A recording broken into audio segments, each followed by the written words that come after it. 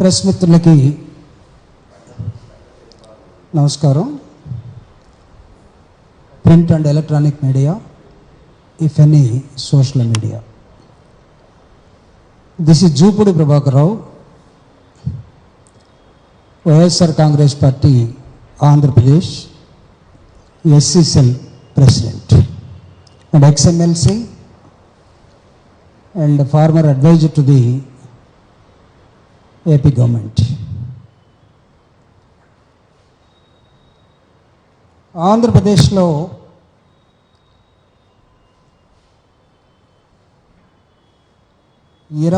జనవరి 2024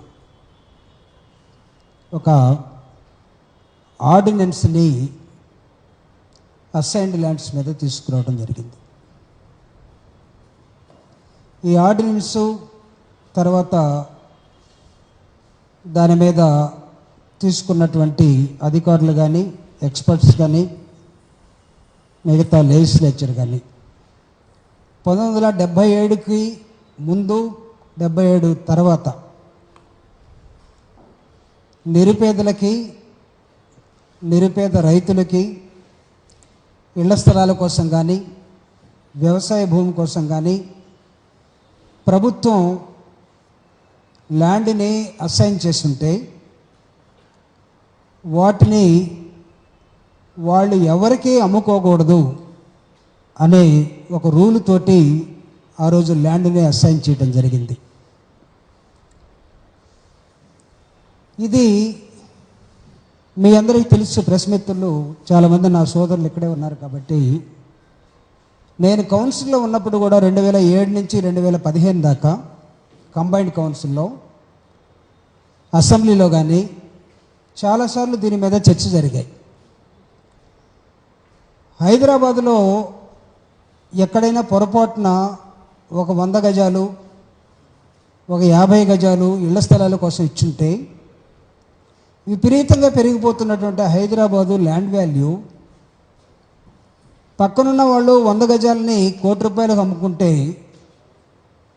దానిలో అసైన్డ్ రూపంలో తీసుకున్న పేదలు, దళితులు కానీ, రైతులు కానీ, లేకపోతే ఇళ్ల స్థలాల కోసం కానీ వీళ్ళెవరూ ఆ భూమిని అమ్ముకోవటానికి వీలు లేదు, మీరు జీవితకాలం దాన్ని అమ్ముకోకుండా ఉంటే అక్కడే ఉండండి, లేకపోతే వదిలేయండి, అంతేగాని you don't have any right to sell it out. ఇది ఆ రోజు ఉన్నటువంటి పరిస్థితి. దీని మీద నాకు తెలిసి గతంలో రాజశేఖర రెడ్డి గారు కానీ, అంతకుముందున్న ముఖ్యమంత్రులు కానీ, చంద్రబాబు నాయుడు గారు కానీ చర్చలు జరిగాయి. పెరుగుతున్నటువంటి ల్యాండ్ వాల్యూని మిగతా సమాజానికేమో మీరు అమ్ముకోండి అని వదిలేసి ప్రభుత్వం ద్వారా కొంతమందికి ఇచ్చి వాళ్ళు బాగుపడమని, వాల్యూ పెరుగుతూ ఉంటే వాళ్ళని అమ్ముకోకుండా ఉంచడం ప్రభుత్వమే వాళ్ళని ఇబ్బంది పెడుతున్నట్టు కదా. కాబట్టి why don't you give a free zone, వాళ్ళకు కూడా అమ్ముకునే అవకాశం ఇస్తే ఎలా ఉంటుందనేది ఒక పెద్ద చర్చ. అది ఆ చర్చని రాష్ట్రం విడిపోయింది 2013-14లో.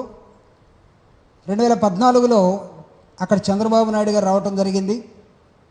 మీ అందరికీ నేను only record purpose I'm telling you how the political parties will behave time to time. ఒక టైం నుంచి ఇంకో టైంకి పొలిటికల్ పార్టీస్ ఎలా బిహేవ్ చేస్తూ ఉంటాయి, ఎంత దౌర్భాగ్యం అని చెప్పడం కోసం నేను చేస్తున్నాను. ఇది నేను మీకు ముందుగా చెప్పినట్టుగా గతంలో జరిగినటువంటి అనేకమైన డిస్కషన్స్ని చంద్రబాబు నాయుడు గారు 2019కి ముందు 18, 17 ఆ ప్రాంతంలో చాలా ఈ ల్యాండ్ మీద చాలా సీరియస్ చర్చ జరిపి ఆయనే వీలైతే ఈ ఇచ్చినటువంటి ఈ అసైన్డ్ ల్యాండ్స్ ఏవైతే ఉన్నాయో ఆ రైతులకి, ఆ పేదలకి, ఇళ్ల పట్టాలకి మొత్తాన్ని కూడా మనం విముక్తి కలిగించాల్సిన అవసరం ఉంది అని తనే ఒక నిర్ణయం తీసుకోవడానికి సిద్ధపడ్డాడు.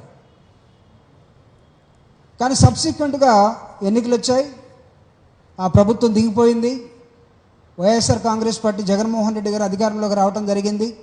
వచ్చిన తర్వాత కూడా 2019 నుండి 2024 మళ్ళీ ఎన్నికలు వచ్చే సమయానికి దీని మీద చర్చ జరిగి ఆఖరికి ఒక నిర్ణయానికి వచ్చి క్యాబినెట్ తీసుకున్న నిర్ణయం ఏంటంటే ఆంధ్రప్రదేశ్లో ఖచ్చితంగా దీన్ని మనం వాళ్ళకు కూడా ఫ్రీ జోన్ ఇవ్వాలి, వాళ్ళను కూడా మనం పైకి తీసుకురావాల్సిన ఉంది.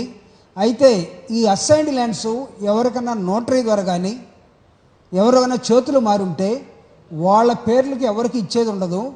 ఒరిజినల్ అస్సైనీ ఎవడున్నాడో 20 ఏళ్ల క్రితం కానీ 15 ఏళ్ల క్రితం కానీ 30 ఏళ్ల క్రితం కానీ ఒరిజినల్ అస్సైనీ ఎవరైనా ఉంటే వాళ్ళ పేరు మీద మాత్రమే అది రిజిస్టర్ చేసి వాళ్ళకు మాత్రమే దాన్ని అమ్ముకునే ఒక అవకాశాన్ని వైఎస్ఆర్ కాంగ్రెస్ పార్టీ తీసుకురావడం జరిగింది. దీనికోసం ఒక కమిటీ వేశారు, పక్క రాష్ట్రాల్లో ఎలా ఉందని.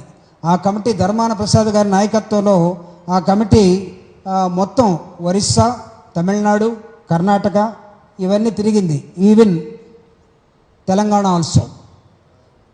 వాళ్ళు చెప్పింది ఏంటంటే ఈ డిస్కషన్ తెలంగాణలో ఉన్నది, ఒక 15 సంవత్సరాల తర్వాత తెలంగాణలో ఇలాంటివి ఉంటే అమ్ముకోవచ్చు, కర్ణాటకలో 15 నుంచి 20 సంవత్సరాలు ఉంటే అమ్ముకోవచ్చు, ఒరిస్సాలో 15 నుంచి 20 సంవత్సరాలు ఉంటే ఆ ఒరిజినల్ అసైనే అమ్ముకోవచ్చని వాళ్ళు రాటిఫికేషన్ చేసుకున్నారు. అట్లనే అదే మోడల్లో ఆంధ్రప్రదేశ్లో కూడా ఒక ఆర్డినెన్స్ తీసుకొచ్చి 24 జనవరి 2024 సంవత్సరంలో ఒక ఆర్డినెన్స్ ద్వారా జగన్మోహన్ రెడ్డి గారు దీన్ని తీసుకురావడం జరిగింది. This is the essence of ordinance. అయితే 24 ఎన్నికల్లో ప్రభుత్వం మారింది. ప్రభుత్వం మారిన తర్వాత జగన్మోహన్ రెడ్డి గారు ఇచ్చినటువంటి జీవో ఏదైతే ఉందో అది చాలా స్ట్రిక్ట్గా, ఎవరైనా మధ్యలో అసైన్స్ దగ్గర నుంచి తీసుకున్న వాళ్ళు ఎవరైనా నుండి మేము 10 సంవత్సరాల క్రితం కొన్నాం అని జగన్ గారి మీద ప్రెజర్ చేసినా సరే నథింగ్ డూయింగ్, మీడియేటర్స్ కానీ ఎవరికి అవకాశం ఉండడానికి వీలేదని చెప్పి ఒక స్ట్రిక్ట్ ఫార్మేట్లో తీసుకొచ్చి దీన్ని చేశారు. అయితే ఈరోజు ఉన్నటువంటి ప్రభుత్వం, my appeal to you through you to the people of Andhra Pradesh or maybe other states, Telangana కానీ లేకపోతే కర్ణాటక కానీ, ఇఫ్ ఎనీబడి, ఒక రిఫార్మ్ని పేదవాడికి వాడి నోటి దగ్గరికి తీసుకొచ్చే ఒక కార్యక్రమాన్ని తీసుకొస్తున్నప్పుడు ఎక్కడన్నా అక్కడక్కడ కొన్ని తప్పులు జరిగితే జరిగి ఉండవచ్చు. దానికి బాధ్యులు ఎవరైనా ఉంటే వాళ్ళని ఖచ్చితంగా పట్టుకోవాలి. I'm not denying, Jaganmohan Reddy గారు చేశారు కాబట్టి ఎవరైనా తప్పు చేస్తే వాళ్ళు వదిలేసేయండి, చంద్రబాబు నాయుడు గారు శిక్షించాలన్నాడు కాబట్టి వాళ్ళని శిక్షించొద్దు అని చెప్పడానికి నేను ప్రెస్ మీట్ పెట్టలేదు ఇక్కడ. సో మీరు చేయండి, న్యాయబద్ధంగా చేయండి.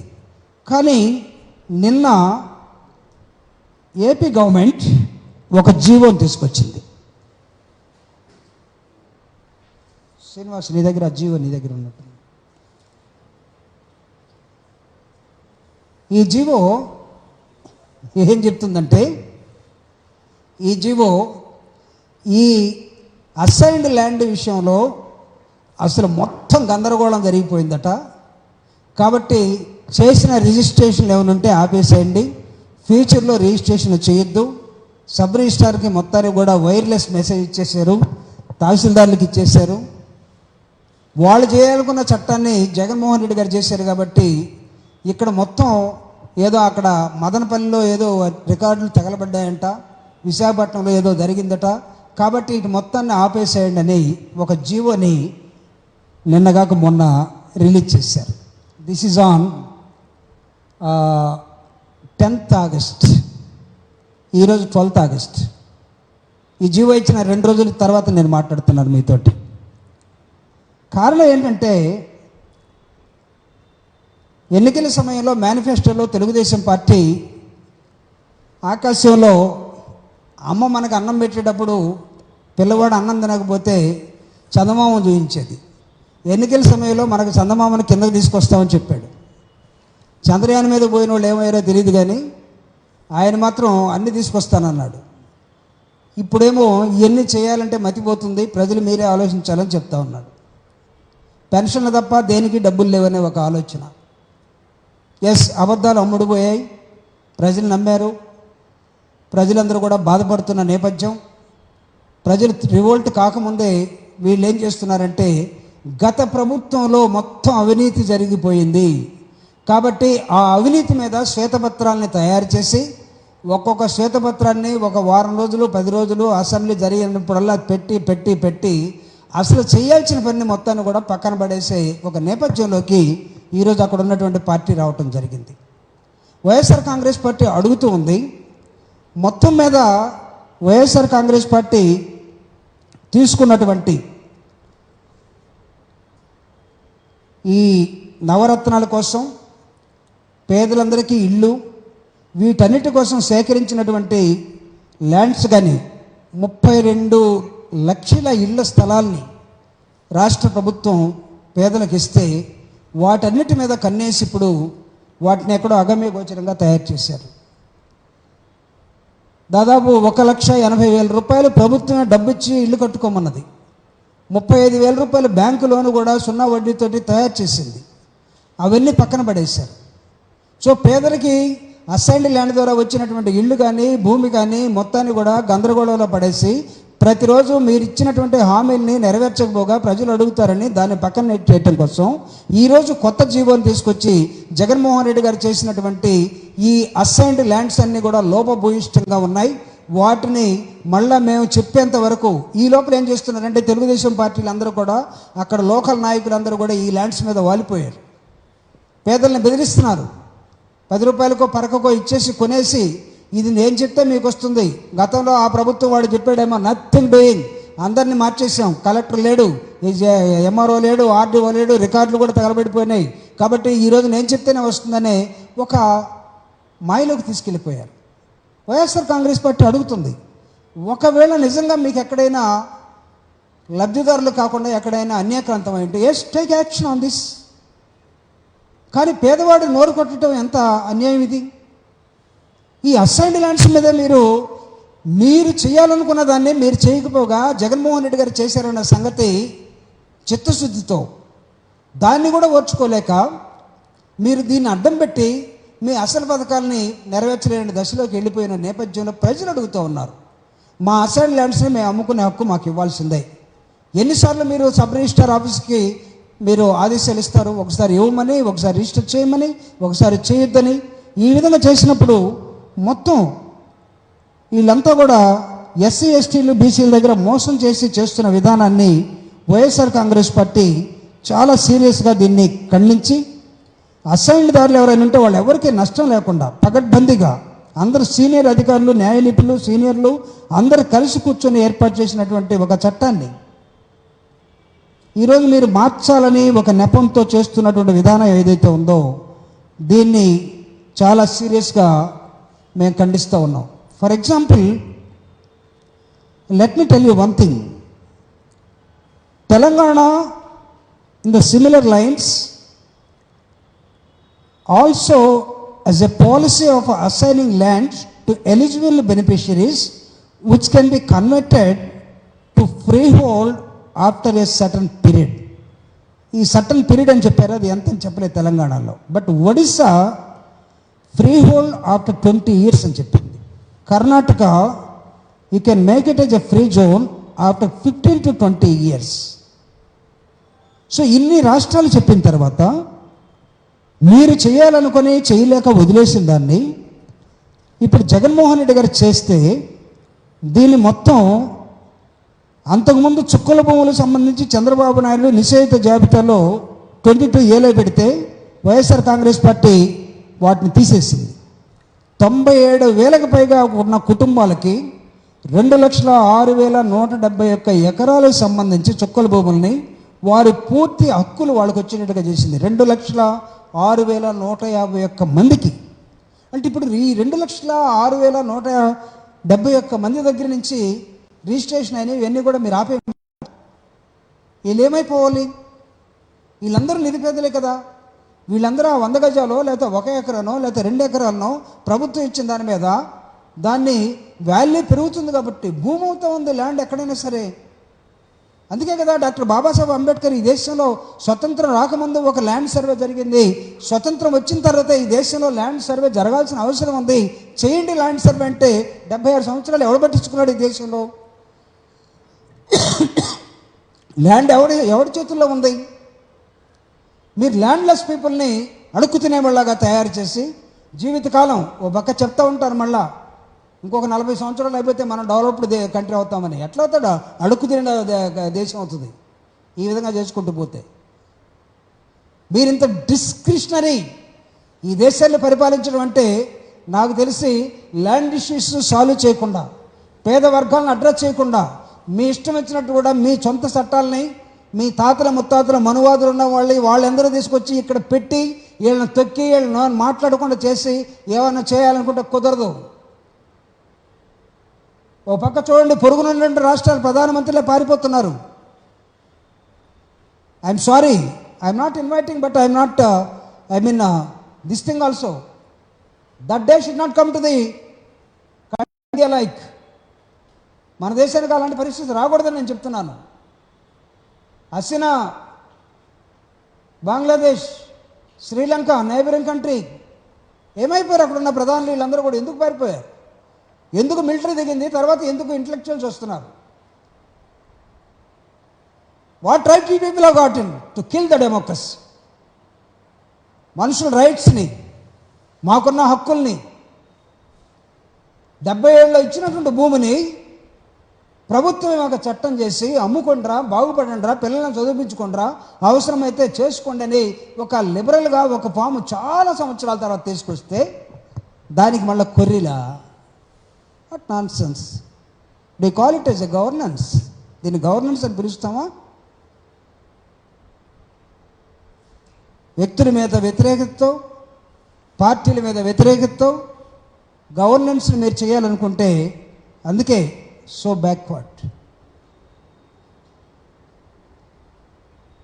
మనం ఇంత వెనకబడిపోవడానికి కూడా కారణాలు ఇవే. వైఎస్ఆర్ కాంగ్రెస్ పార్టీ చాలా స్పష్టంగా, ఒకవేళ జగన్మోహన్ రెడ్డి గారు తీసుకొచ్చినటువంటి ఈ చట్టంలో ఎక్కడైనా సరే తప్పులుంటే ఎస్, ఆ తప్పుల్ని మీరు సరిచేయండి. We welcome it. That should be the continuous process of the government. Government అనేది కంటిన్యూస్ ప్రాసెస్ ఏంటంటే అలాంటివి చేస్తే అంతే. నువ్వు అందరూ గొంతు కోసేస్తాను నిలువున, ఎవరికి ఆస్తి లేదు, అంతా మా కార్యకర్తలు ఏమైపోతారు, వాళ్ళ కార్యకర్త ఎవడు చెప్పాడు, ఎవడి కార్యకర్తలు ఎవడిచ్చాడు?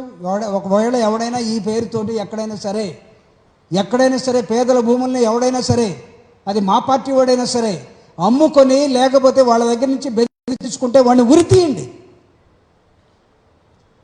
వాడు ఎంత వాడైనా సరే, ప్రభుత్వం మీ దగ్గర ఉంది. అరే, పేదలు 30 సంవత్సరాల నుంచి 100 గజాల మీద గుడిసేసుకొని ఉన్న వాడికి రిజిస్ట్రేషన్ చేసిన తర్వాత ఆ రిజిస్ట్రేషన్ చెల్లదనే హక్కు నీకు ఎవడిచ్చాడు అసలు? అంటే వీళ్ళు కోర్టు కూడా వెళ్ళలేరేనా?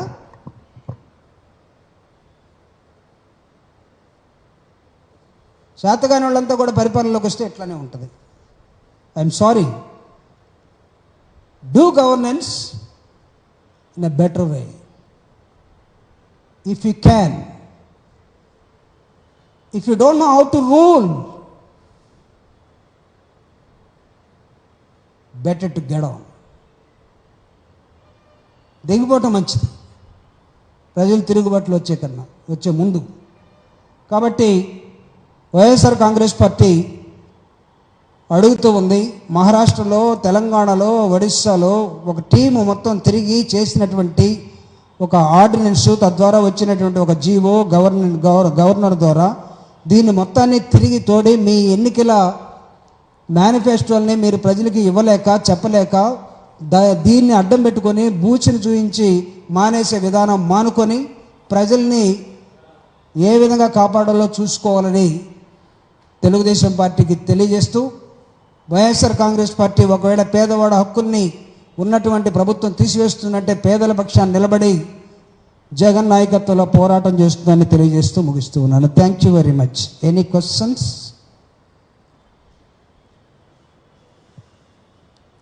If no questions, I'm closing the press meet.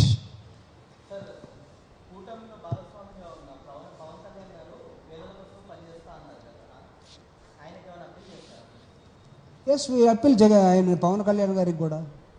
Pawan Kalyan గారికి ఎందుకు, కూటమిలో ఉన్న మిగతా వాళ్ళకి కూడా చేస్తాం. అంటే బీజేపీ వాళ్ళు అడగద్దనా మీరు అనేది?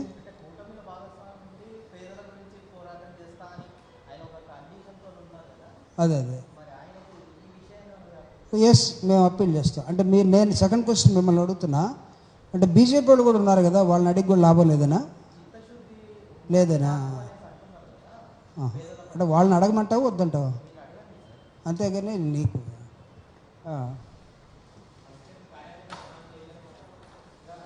నెక్స్ట్ ఇది చాలా సీరియస్గా ఉంటుంది. ఇక్కడ ఉన్నటువంటి మేము చెప్పాం కదా 2,06,171 మంది లబ్ధిదారులు ఎవరైతే ఉన్నారో వాళ్ళందరినీ మేము కూడగడతాం, సంఘటితపరుస్తాం, వాళ్ళతో ఉద్యమాలు చేస్తాం. పేదవాడికి రావాల్సిన ఓటాని, పేదవాడికి రావాల్సిన హక్కుని ఎవడైనా సరే తీసేస్తూ ఉంటే క్షమించేది లేదని కూడా చెప్తా ఉన్నాం.